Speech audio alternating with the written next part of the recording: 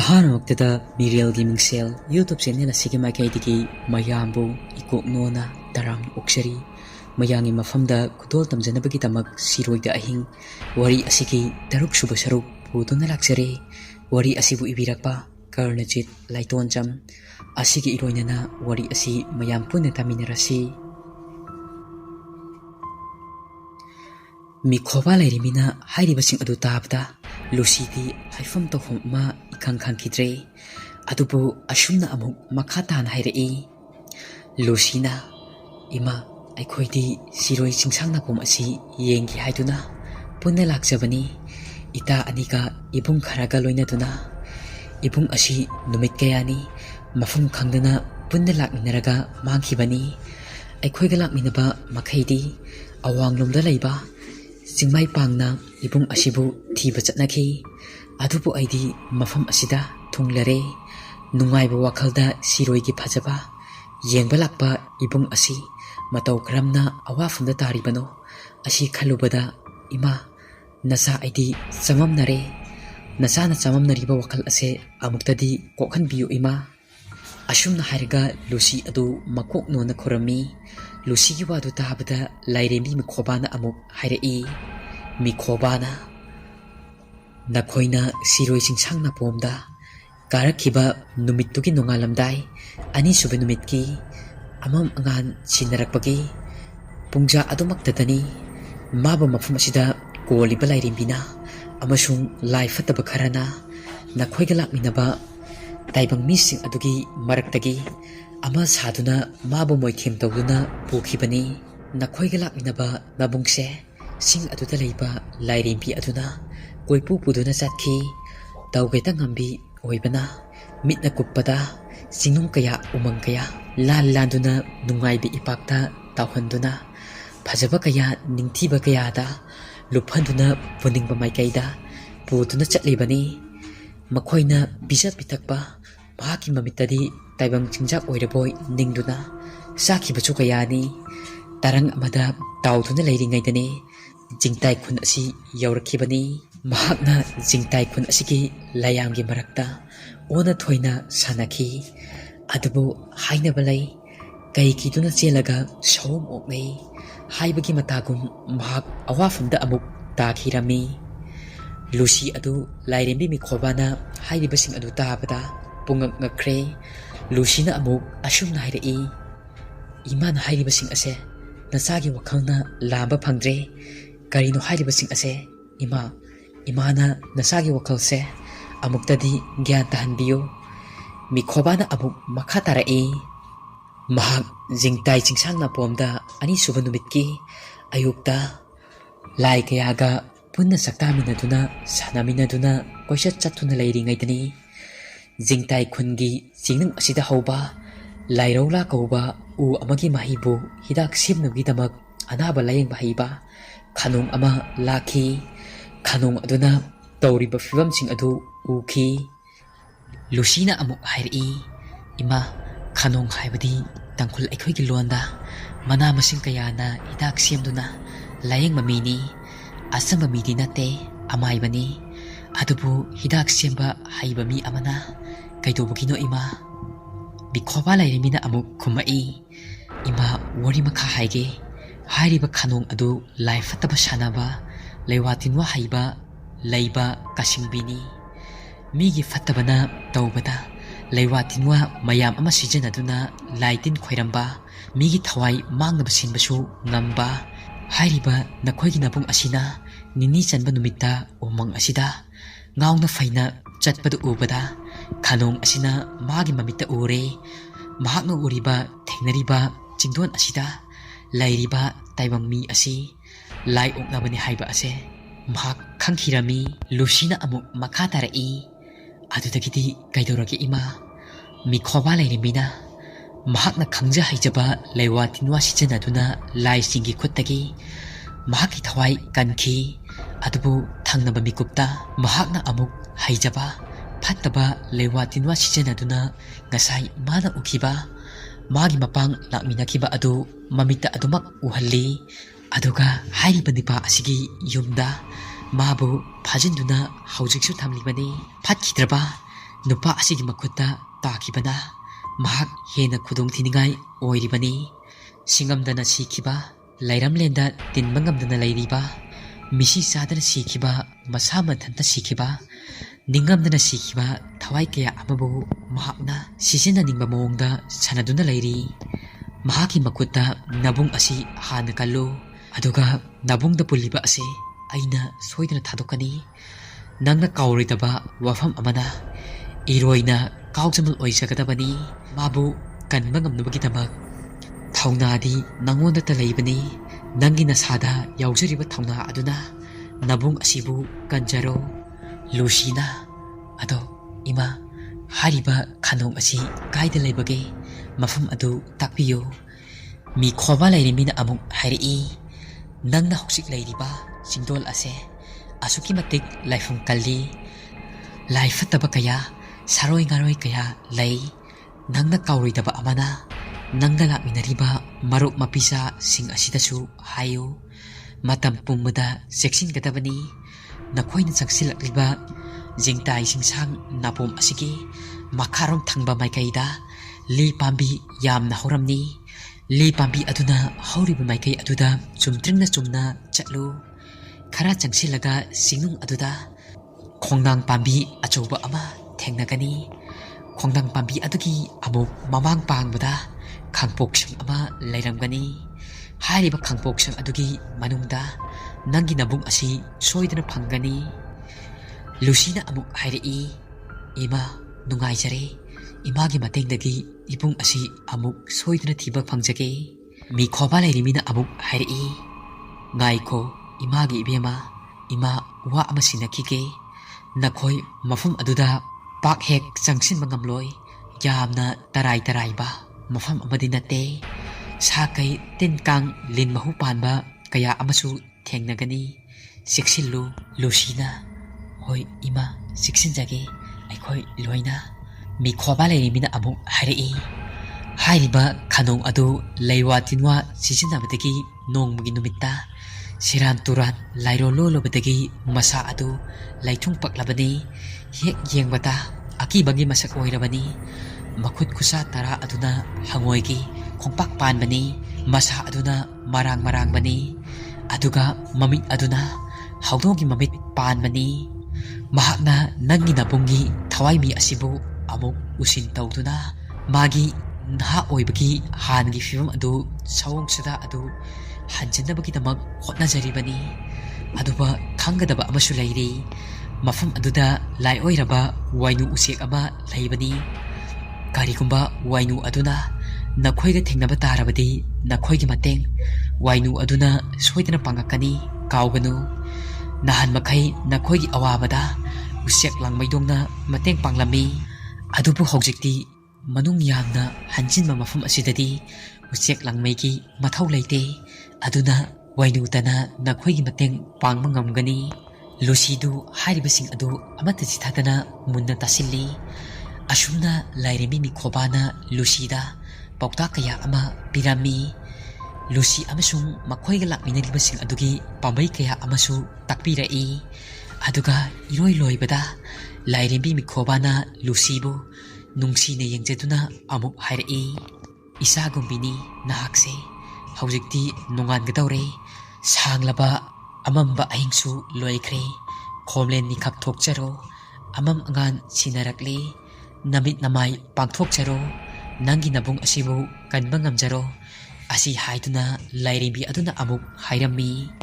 Lucidu mikap khangthok thoklai tumlambadagi mahaki mamitta ukhiba thokhiba dongdoksing adu amamam tang oina wari paring amagum taibang mang faunaraklabasu magi mamitta ukhiba magi nakongda takiba warising adu icham chamba wari amadi nate makhoigi mapalai mapulai taibang siamada yaurakpi khamnung ki koi lawonbi gumba matik mayai laibi mi khoba kaubi lairimbi na hairakpani mahakna thamoida lairimbi mabu chetna thajarami mamit pangthorakpada nongsu khara ngalakle amam ngan sinarakle adubu shuklaba umang aduda numitki mangal adudi kaya uba phanglamde yamna wana lechilakuna uribani mayam adudi isi sina adumak tumduna leirami. Lucy su haugatuna masa singdokle aduga makhoi mayam adu haudokle mathang mathang haugatnarakle magi mamai mamit adu taba loire makhoina purakpa chanaba khara adu semlaka ayuk adugi breakfast loire. Lucy di mangda ukibasing adudi makhoi mayangi mafamda kamdawna haigani asi khalubada masa adu phumbang narami. Matau karamna haironi hairuragana lakminaribasing aduna wakhal lana mangonda fatana khankidra haiduna karimata haidoklamde. Karimata haidoklaroi haiduna mapukningda chap yungna lepkhre. Makhoising adu breakfast tawri. Ngarangi ahingda ukhiba tawdoksing adu ningsing lubada liklaiga biki gadi ungduna lei wa amata ngangnade. Parei hanbana bikida onchinduna hairai. Kaidorage nangde break ka amata sadrabade trophy keno hai mahi aduna yaradra. Biki du pakhe khumde magi tarang marang chatpa aduda adumak ungduna lei liklaina amuk khuningna biki aduda thilli. Biki amasung liklai makhoi ani ngarang numidangda thengnakiba ukibasing adu lakminariba makhoi ataida wafam asi haidoklaroi haiduna secret oina thamnasi haiduna khanakhrabani. Hairuragana makhoi mayam adu kiba yaw pakhatpa yaw pharak ama tarani haiduna raju phangnaba thisi yaraklaroi khanbadagi haidoknaroi haiba asi makhoi ani chap yumna lepkhre. Adugi wakhal aduda ma adumak khanjinduna makhoi ataina kauba ngangba adu tadaba makhai tuminna leiribani liklaina amuk hairai. Mina kauriba kase tabi potene cinta tauraga lei. Bikina kari haikrage parei hanbana amuk hairai. Aduburo breto charodana haibanida horen amuk singnung asida chaklama e hairak tobgi saru breche khara yamna chahoro asi haibanida pharabasu phatrabasu liklaigi bretni. Biki adugi oire adu oiragana chahorage horen lamdu saru. Esitana amuk hairai. Aina ngasaidagi sum khanba wakhal ama breakfast saringai asida mayamda share tawningba kari kaige. Sonamani na amuk hairai. Yaine kari wakhalno hairao. Lucy di makhoina sanariba wari adudi changlamde mahaki mamangda ukhiba thokiba tawdoksing adugi maramda yamna hajinna wakhan khalli. Masu makutta ising bottle adu pairi aduga jingnung adugi akoibada koyeng yengi kadom thangba maikaida makha thangba oigadoino asi haiduna khalami. Churamba nong adusu hangkre ayuk adudadi makhoi ataisu wari sanari. Esitana National Geography Channel daga nupa amana jungle manungda mathanta sakai marak aduda matau karamna survive tawduna lairamino. Handaki matang asida ai khangle amaromda yamna waramni mahoksagi fajabana ikoi koshinduna lei haijarabasu kari chaduna kari thakduna singnung aduda laigani aina khalubada wadaba ngamde. Sonamani na amuk hairai. Masidi mimigi wakhalgi makha polida. Charles Darwin na hai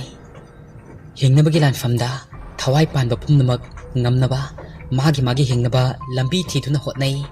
Miyoiba ekoise khwaidagi singba samakhal amani brain sijanaduna hinglibani. Darwin na hai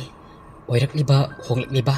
fibam asida survival of the fittest khwaidagi matik sabaduna hinghauba aduna aikhoina mafam asida leiraga wakhal chonthagadaba natte. Parei hanbana amuk hairai. Mayam wari su nungairi arembada matam manghaloroise ngalingai numitna laingai asida maruk rajubu phangnaba thirurasi. Asumna makhoi mayam adu breakfast loithuna makhoina purakliba sing adu mafam chana thupchin jatuna backpack manung aduda loin hapchinkhre. Makhoina leiriba mafam adudagi khong thangdokpa horakle. Lucy amadi parei hanbana mang thari. Lucy na mayam adubu yengduna hairakle ngasiti aina chingnajaba khara lei. Singnung asigi makha pangba maikai romda chatlabadi ibung rajugi khongol soidana liba fangadaba mali maram aduna makharomda chatlasi. Lucy gi wafam aduda makhoi atai singdu loina yanare matau asumna jingtai makha pangba singsang napom aduda khongsalak horakle Biki Isita Liklai Sonamani Lucy amadi parai hanbiki tungda chatli makhoi sing adu ching adugi akoibada koyeng yengi karigumba laibak phabadagi dan chanarudana rajupu thiba fanglabadi asi haiduna masinda phauba shonarami Lucy su magi wakalda mamangda lairembi laklaga hairamba waising adu ningsingai songkraba umang adugi manung yamna hanjinba mapa ama yaurakle khonglambi adusu mangkhre ikoi koiba adu isong song na lei tumit kaya amashu kang achoba kaya amashu koi pai pairi Biki gi yet thangba narum aduda chawraba kang amana chi yamna hauna ichupi khangaude Isitagi paklaba khopak aduna set launa Biki gi narum aduda thajilli Biki adu khangpre ek khangi Isitana Biki yenglaga hairi kang si ina tawbanida nangi narum aduda aina kang ado hatokpani yamna haunaga nangi ido fruti thakpagi matagum chingi kang adu tu uraba agi khopak asida magi thawai ase lalabani Bikina amuk hairi adububa kang hatpadubu migi narum aduda tharaklaga kanana khangpre khangloi deino kang hatpabu adumna hanabro asumna makhoi adu phagi oi kai oi tawnaduna su lamsang lakpagi awaba adu khangnaramde makhoi sing adu songlaba napi marak aduda lai Lucina asong marak aduda chatlabasu makhoina chatliba maikhai ado achum maikai ni haibasimadi magi mobile phone da yauriba compass adugi matengna khangnammi makhoina chingung aduda makhongna lakliba adu chawrakna kilometer 8 mukti helakle khara khara wanaba chokthana basu yaunare pothagi hairasu mafum adu kaya jugo chaba pothafam leiramde asong manafi marak aduda pothaba haiba asi riksni kari leiramkani khangbanate Bikidi chokthaba phawrami matung manau sing kajararoi adventure oe lam koiba pungpen penjare okchare matung manau chachararoi yungi makhada leijarage asi haina phawba khanjarami liklai su pelabani adventure ga hantaki mathang asida mapukningda khalli harau harauna mafum asida laksakhibani adubu nongdamba mana ona tainana tambiramle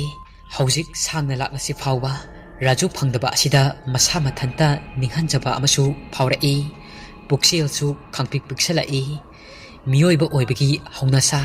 ningba kairakpa ningba thunglaktraba matamda puksel piksalakpagi masa oikhibani singnung asida mahak makhol thoknadi kapninglabasu adubu mahak magi mitkipi adu themjen bikhirami thok aba ama laksarani khanduna mabudi maro leibi michingna singbi Singmi ningol Lucidi liklai mapukningda khalliba adu maithongda tariba mami adugi maramna laina khangi adubu masu simba lana kangthoklamde asumna makhoi mayam adu asongwa napi marak aduda lakpa athwaidani nongmai kapnaba makhol kaya ama taba horklami lan chenabagi mawong manba thawai hingnabagi chenba manba wanga kaya masu khonjel oina nungsitna homlakpada Konthang oina yeirare songlaba napising adu nungsitna tapna sisilakpadagi saum khara kansilakpadagi ipom naina napising adu lengba horakle maikei khangdana nongmai kapgi hatna sunabagi konjel adu ninna taba horakle tasenamak mafam aduda langi matamda Japanese army kaya ama sikhi khonglambi leitaba isong songlaba napising adu matam amadadi lanfamni khajik tagi sitlamba nungsit aduchu maikei salai khangdana nongmaigum sitpa horakle tawriba thawdawsing adu akibagi masakni makoising adu tawfom ama ikhang khanglamde kapna lawnaba khonjel kaya amashu pungnininkhre Biki liklai esita kibana loire pare hanba sonabani Lucidi oiningbo oijo khudingmak thengnajaraki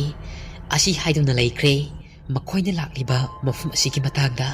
hanubi aduna hana likraba wari kaya amashu ningsingi mafum asi laifamda nate lanfam aduda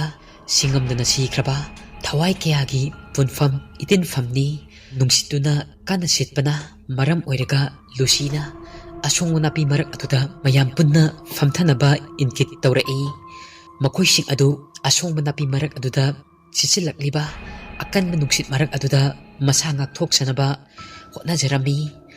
tanja adudani makoi loina yengthokibada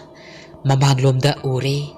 masing thingamdraba saru polang kaya ama unsa machet amata yaudana chiliba adu saru polang sing adu masing thingamdana asuki matik yami asong manapi marak aduda thawai hingnabagi mawongda yengbada akiba fanglaba masakni tawriba sing adu ayuki matam aduda thawai sing aduna aki akang piduna tamnari kihan khangalage matagum yengbada asuki matik makhoi sing adu masada hainadaba kya masu phawrami bikiga isitagadi maya umchine haiba phawba kaure masa pumba adu kibana loire mahoksa isitadi tinkhet aiket pini lai mawalode hairambi isita adu lai ningkhre machin aduda lai miyamgi maming solli saru polangsing adu asuki matik yangi kosen hek cheli maikai salhai khangdana lusina mayam adugi mafamda amuk tapna hairi japalangi matamda singamdana sikhiba miyoiba kya ama adu sungsoi soidana oiramgani tawriba mawong singse bikina amuk hairi adubu sidi henmandro asuk yamba saru pulang singsibu karai dakino lusi aidi khong thangba thokadaba madre mafam asida esitana amuk hairi haisu haibane ida lusi kari mafambu moirikaba asuk yamna tamthiba sathiba aidi amukta thengnajadri sonamanina amuk hairi yare mayam amata pakatkino kaishu tawroi aikhoi taru surisidi adugi mathakta chingmi event aduna pirakpa laitin changdanaba isa ngakthok chanaba potchai sing adusu aikhoi isa isada loina yawnari aduna aikhoi yamna ka hena kiba amadi ka hena khanjinba fatte aikhoi gi mission di rajubu phangnaba tiba haibo wafam ase kawroidabani parai hanbana amuk hairi bai shonamani na hairiba sing ase yamna chumi aikhoi maning handuna amadi laiduna changadaba nate isan lusi su yauri aduga ibengi thaujansu kokthakta thangkatuna laklibani aikhoi karigi ninghanagani karigi kifam thoke thengnaba tai mayoknaba tai isa isana thajaba thambiyo akiba haibasi wakhalda poglakpa ngaktani aduna wakal haibasi aikhoina senaba tai parei hanba amani sonamani makhoi anigi wahi aduna makhoi sing adugi mufamdadi thauna amadi oire amaromda nungsit adusu adumak kanna silambadagi amuk nemtharakle saru polang mayam ama kha awang khangdana chelamba adusu mangkhre nin khonglamba adusu pungchik chikkhre makhoi sing adu phamambadagi fuk hogot narakle adubu wakhaldadi amata thoklamde kadomda amuk chatkani makha thangba maikai adudagi saru polang mayam ama chenthoraqlaga mamang pangna chatkibadu madu khanjilubada amuksu mang thagadoriba lusi adu ningjing mangjing tawrami karibu lairamgadaba karibu thoknagadaba asi khanjilubada adubu thangjilluraba khongthangni karamnadi hantokani lusi gi wakhalda magi mangda li pambi hauba taklamba mafum aduda yoba fanglabati khalammi makhoi sik adu amuk chatpa horkle asumna makhoi mayam adu chatlingai maruk aduda hangkok amasu khonglai makhoi mayam adu magi chatfam thokpa lambi aduda adumak machatli asong manapi aduda chatpada parei hanba adu masada sabung laurai yamna hainaramde lusina parei hanbada masada yayainadaba ama fawba aduda lusina hangai kaidorage ipung kaidoba yaurage parei hanbana hairai khangdi ichan khongthangse ilulum thabagum tawrae khongkapsu launa thangba ngamde chatpasu mangam isan sande lusina amuk hairai ngaikho ipung ai yengke lusi adu paktharaga napi adu haidoklaga parei hanbagi makhong adu kaidorobano haiduna yengi parei hanbagi makhong aduda kakphai achouba ama paklammi kakphai adudi asong manapi marak aduda leibani kakphai aduda mabuk thanna E ꯆꯨꯞꯇꯨꯅ ꯂꯩꯔꯝꯃꯤ꯫ ꯅꯣꯡꯖꯨ ꯊꯥꯒꯤ ꯃꯇꯝ ꯑꯣꯏꯕꯅ ꯀꯥꯛꯐꯩꯒꯤꯗꯤ ꯅꯨꯡꯉꯥꯏꯖꯕ ꯃꯇꯝꯅꯤ꯫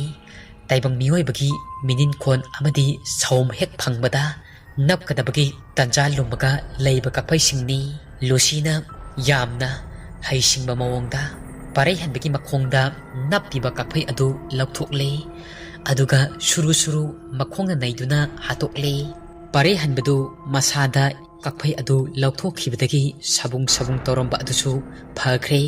ꯇꯧꯔꯤꯕ ꯃꯇꯧ ꯑꯗꯨꯗ ꯂꯥꯛꯃꯤꯟꯅꯔꯤꯕꯁꯤꯡ ꯑꯗꯨ ꯄꯥꯈꯠꯂꯤ꯫ ꯁꯣꯡꯂꯕ ꯅꯥꯄꯤꯗ ꯀꯔꯤꯃꯇ ꯊꯣꯏꯅ ꯍꯦꯟꯅ ꯈꯟꯖꯤꯜꯂꯨꯗꯕꯅꯤ꯫ ꯊꯧꯁꯥ ꯋꯥꯁꯥꯗꯅ ꯆꯠꯂꯝꯕ ꯑꯗꯨ ꯑꯃꯨꯛ ꯃꯤꯄꯥꯏꯕ ꯐꯥꯎꯔꯛꯂꯦ꯫ ꯃꯁꯥꯗ ꯀꯥꯛꯐꯩ ꯄꯛꯂꯛꯀꯗ꯭ꯔꯥ ꯑꯁꯤ ꯍꯥꯏꯗꯨꯅ ꯀꯣꯏꯃꯥ ꯃꯥꯔꯒ ꯃꯈꯣꯡ ꯃꯈꯨꯠꯇ ꯌꯦꯡꯉꯤ꯫ "ꯏꯁꯤꯇꯥ, ꯅꯪꯅ ꯆꯦꯛ ꯇꯧꯔꯤꯗꯨꯕꯣ?" ꯏꯁꯤꯇꯥꯅ ꯍꯥꯏꯔꯛꯏ꯫ "ꯇꯝꯕ ꯉꯝꯗꯦ, ꯀꯅꯥꯅ ꯈꯪꯒꯅꯤ, ꯄꯛꯂꯝꯂꯕꯗꯤ ꯂꯤꯛꯂꯥꯏꯅ ꯀꯔꯤꯁꯨ ꯇꯧꯔꯣꯏꯁꯦ, ꯌꯥꯝꯅ ꯄꯥꯈꯠꯂꯔꯣꯏꯁꯦ꯫ ꯅꯣꯡꯖꯨ ꯊꯥ ꯑꯣꯏꯕꯅ ꯁꯣꯡꯒ ꯁꯣꯡꯕ ꯑꯗꯨꯗ ꯇꯧꯔꯤꯅꯦ꯫ ꯑꯗꯨꯒꯤ ꯃꯍꯨꯠꯇ ꯑꯩꯈꯣꯏꯅ ꯑꯉꯥꯡ ꯑꯣꯏꯔꯤꯉꯩꯗ ꯕꯥꯏꯑꯣꯂꯣꯖꯤꯗ ꯇꯝꯈꯤꯕ ꯑꯗꯣ ꯅꯤꯡꯁꯤꯡꯁꯤ꯫ ꯀꯥꯛꯐꯩꯗ ꯑꯦꯟꯇꯤꯀꯣ ꯑꯦꯒꯨꯂꯦꯟ ꯄ꯭ꯔꯣꯄꯔꯇꯤꯁ ꯑꯃ ꯌꯥꯎꯏ, ꯏ ꯊꯣꯛꯄ ꯃꯇꯝꯗ ꯏ ꯈꯞꯈꯤꯅꯕ, ꯑꯗꯨꯇ ꯅꯤꯡꯁꯤꯡꯁꯤ." ꯕꯤꯀꯤꯅ ꯑꯃꯨꯛ ꯍꯥꯏꯔꯛꯏ꯫ "ꯑꯗꯨꯗꯤ ꯏ ꯆꯨꯞꯈꯤꯕ ꯄꯥꯔꯠꯇꯨꯃꯗꯤ ꯅꯤꯡꯁꯤꯡꯂꯔꯣꯏꯁꯦ." ꯑꯁꯤ ꯍꯥꯏꯗꯨꯅ ꯕꯤꯀꯤ ꯑꯗꯨ ꯅꯣꯛꯏ꯫ "ꯀꯩꯗꯧꯕꯒꯤ ꯋꯥꯈꯜ ꯋꯥꯅ ꯆꯠꯆꯒꯅꯤ, ꯈꯔꯁꯨ ꯅꯨꯡꯉꯥꯏꯕ ꯋꯥꯈꯜ ꯈꯟꯒꯗꯕꯅꯤ." ꯑꯋꯥꯕ ꯃꯔꯛ ꯑꯗꯨꯗ ꯅꯨꯡꯉꯥꯏ ꯅꯨꯡꯉꯥꯏꯕ ꯋꯥꯔꯤ ꯀꯌꯥ ꯑꯃꯁꯨ ꯁꯥꯟꯅꯔꯒ ꯃꯈꯣꯏ ꯃꯌꯥꯝ ꯑꯗꯨ ꯂꯥꯛꯂꯝꯕꯅ ꯃꯁꯥꯗ ꯋꯥꯔꯝꯕ ꯆꯣꯛꯊꯔꯝꯕꯁꯤꯡ ꯑꯗꯨ ꯈꯔ ꯃꯈꯩꯗꯤ ꯐꯔꯝꯃꯤ꯫ ꯖꯤꯡꯇꯥꯏ ꯈꯨꯟꯒꯤ ꯃꯅꯨꯡ ꯍꯟꯖꯤꯟꯕ ꯃꯤꯅ ꯆꯪꯅꯗꯕ ꯖꯒꯥ ꯑꯃ ꯃꯈꯣꯏ ꯆꯪꯁꯤꯟꯕ ꯍꯧꯔꯛꯂꯦ꯫ ꯆꯠꯅ ꯆꯠꯅ ꯌꯥꯝꯅ ꯉꯝꯕ ꯃꯔꯨ ꯀꯣꯛꯄ ꯅꯨꯡ ꯃꯌꯥꯝ ꯑꯃꯅ ꯅꯞ ꯅꯞꯇꯨꯅ ꯂꯩꯕ ꯃꯐꯝ ꯑꯃ ꯌꯧꯔꯦ꯫ ꯑꯀꯣꯏꯕ ꯑꯗꯨ ꯅꯨꯡꯒꯤ ꯅꯨꯡ ꯉꯥꯛꯇꯅꯤ꯫ ꯁꯣꯡꯂꯝꯕ ꯅꯥꯄꯤ ꯑꯗꯨ ꯐꯈ꯭ꯔꯦ꯫ ꯃꯈꯣꯏꯅ ꯌꯧꯔꯛꯂꯤꯕ ꯃꯐꯝ ꯑꯁꯦ ꯎꯕꯗ ꯂꯨꯁꯤꯗꯤ ꯍꯧꯈꯤꯕ ꯋꯥꯔꯤ ꯑꯃ ꯅꯤꯡꯁꯤꯡꯂꯛꯏ꯫ ꯋꯥꯔꯤ ꯑꯁꯤꯒꯤ 6ꯁꯨꯕ ꯁꯔꯨꯛ ꯃꯇꯥꯡ ꯑꯁꯤꯗ ꯂꯣꯏꯖꯔꯦ꯫ ꯋꯥꯔꯤ ꯑꯁꯤ ꯄꯥꯊꯣꯛꯆꯕ ꯃꯇꯝꯗ ꯁꯣꯏꯈꯤꯕ ꯉꯥꯡꯈꯤꯕ ꯀꯌꯥ ꯌꯥꯎꯔꯕꯁꯨ ꯃꯌꯥꯝꯅ ꯉꯥꯛꯄꯤꯌꯨ꯫ ꯑꯁꯤꯒꯤ ꯏꯔꯣꯏꯅꯅ ꯃꯌꯥꯝꯅ ꯅꯨꯡꯁꯤꯕꯤꯗꯨꯅ ꯆꯦꯅꯦꯜ ꯑꯁꯤꯕꯨ ꯁꯕꯁꯀ꯭ꯔꯥꯏꯕ ꯇꯧꯕꯤꯌꯨ꯫ ꯚꯤꯗꯤꯑꯣ ꯑꯁꯤꯕꯨ ꯁꯤꯌꯥꯔ, ꯂꯥꯏꯛ ꯑꯃꯁꯨꯡ ꯃꯌꯥꯝꯒꯤ ꯃꯣꯠ ꯀꯃꯦꯟꯗ ꯍꯥꯏꯕꯤꯔꯝꯃꯨ꯫ ꯑꯗꯨꯝ ꯑꯣꯏꯅꯃꯛ ꯉꯁꯤꯒꯤꯗꯤ ꯀꯥꯏꯅꯔꯁꯤ ꯃꯌꯥꯝ꯫ ꯃꯊꯪꯒꯤ ꯅꯨꯃꯤꯠꯇ ꯋꯥꯔꯤ ꯀꯌꯥ ꯉꯥꯏꯗꯨꯅ ꯂꯩꯕꯤꯔꯝꯃꯨ꯫